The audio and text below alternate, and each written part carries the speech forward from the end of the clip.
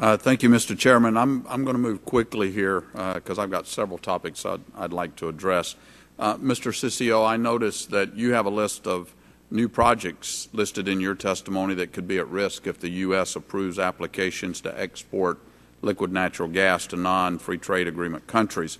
I was surprised by some of these companies that you listed, but one in particular caught my eye, and that is the Valoric and Mannesmann factory or V&M Star expansion in Youngstown, Ohio. So my first question is, do you know what they make there? Of course. Okay.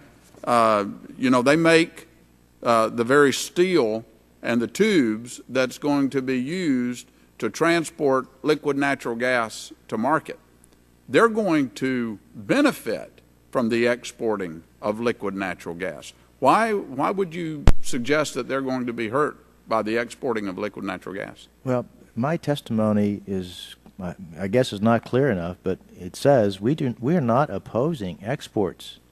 It's how the DOE proceeds. No, but why do you list that company as one that's going to be hurt by the exporting of liquid natural gas? Because if you export a lot of natural gas, it increases the price of domestic natural gas and electricity.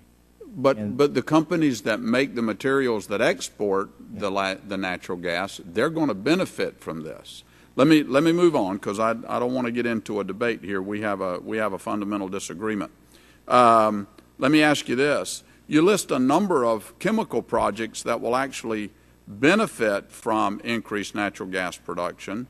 In your testimony, a recent ICF study projected that employment in the chemical sector would actually increase with LNG exports due to the need to process greater natural gas liquids. Do you agree or disagree with the ICF study conclusions? You disagree? We do. Okay.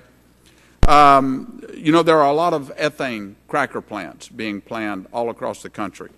If all of the cracker plants get built, wouldn't the rest of the natural gas users see increased prices for natural gas and ethane?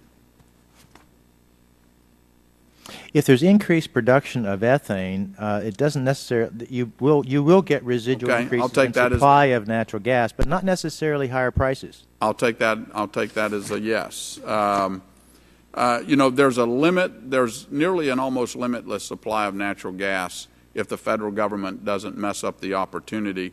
And from a manufacturing perspective, if we aren't forced to use gas for power generation instead of cheaper coal. You mentioned that a little earlier.